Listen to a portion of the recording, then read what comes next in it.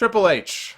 Triple H came out on Monday night. He cut a vicious promo on Dave Bautista, who did a selfie video on Instagram. He could not be bothered to show up. He does not want to be seen in Philly. He said, I'm not there not because I have a commitment or I'm traveling. He goes, no, I just didn't want to come. He just was being very honest. I didn't want to be there. Although he is expected to be on Raw tomorrow night to go face-to-face with Triple H. But Triple H, he tried so hard to shed a tear. Maybe he did and I missed it, but I don't think he actually was able to. He was trying so hard to cry, and he couldn't do it. But he was talking about how much Ric Flair means to him. He's been with Ric through the high times. He's been with Ric through the low times. And he mentioned his son's death. He mentioned Ric himself almost dying last year. Again, trying to cry, but his eyes were getting a little watery, but he couldn't quite do it. And then he talked about Batista playing, quote, Bad Guy 101. Bad Guy 101. And he says, why don't you have some balls and actually show up? This is not my character right now. This is me. This is not the character of Triple H. This is me. This is Paul asking you to go face to face. I will say that I liked the intensity. When Triple H gets in that really intense mode, he can cut a damn good promo. But boy, they sure do love telling us lately how fake the show is these days, don't they? Don't you see a pattern developing here these last few weeks?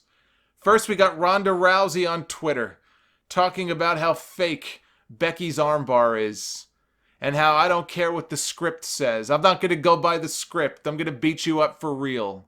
And then there's that other video that everybody was talking about her video journal this week, and she's flat out saying it's fake, it's phony, it's made up, it's make-believe, it's this, it's that. Here on Raw, you've got Triple H talking to Batista, not as my character. I'm not in character this week. This is Paul.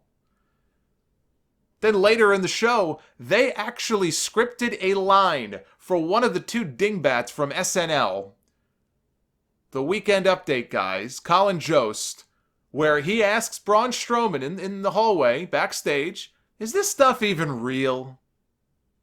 Braun grabs him by the throat. He holds him up in the air against the wall. They cut away to commercial.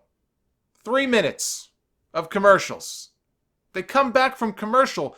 Braun still has this man by his throat, up against the wall, and somehow Colin Jost is still breathing. He's still conscious. And when he sets him down, Jost totally no-sells it. He's perfectly fine. Reinforcing for the audience that all of this is, in fact, fake. Fake, fake, fake. Which I would hope everybody realizes it is. Everybody over the age of 6. But I don't think they want to be constantly beaten over the head with it when they watch the television show. And that's my issue with it. You know, the Ronda Rousey video, comparing that, for example, with what they did with Strowman and the SNL writer. Telling people how fake it is on social media as opposed to doing it on the television show. Which is far worse. I like the videos that Ronda does. I've watched a lot of these diary videos that she's done. It makes her sound more authentic when she's just speaking off the cuff and cussing. You know, some people are turned off by the cussing. I'm not. I'm a big boy. I can handle it. I do it myself. But it just makes her seem more authentic that way. But this stuff about how it's not real, it's all fake, it's all make-believe, this shit has to stop. This is WCW year 2000 level bullshit here.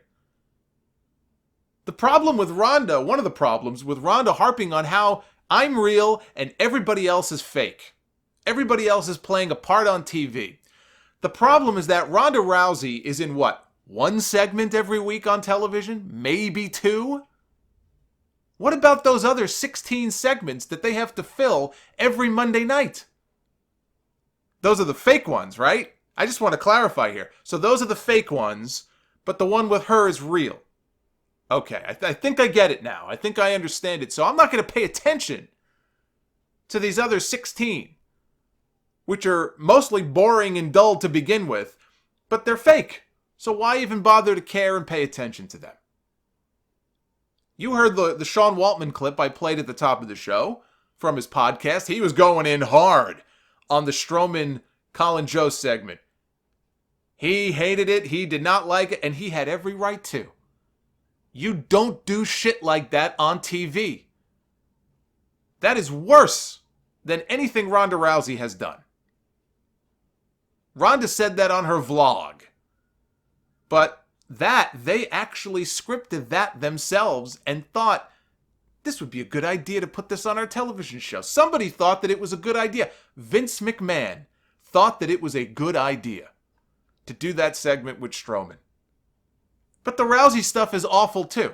Like I said, the UFC style diary videos building to this big match and I hate Becky and this and that. Like, I love it.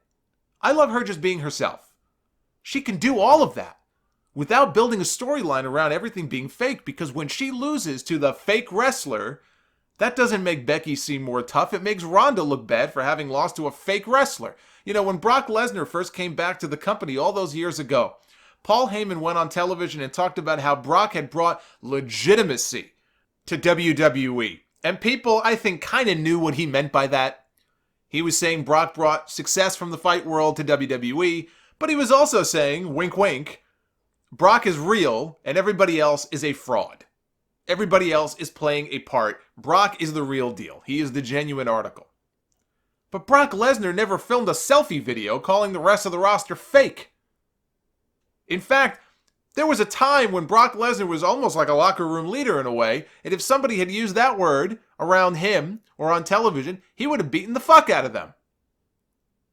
But with Brock and calling the word legitimacy, it was sort of a subtle thing. There is nothing subtle about any of this. Now she's on Twitter posting memes Ronda is calling the fans marks. Great, I have no problem with that. There's a lot of that out there.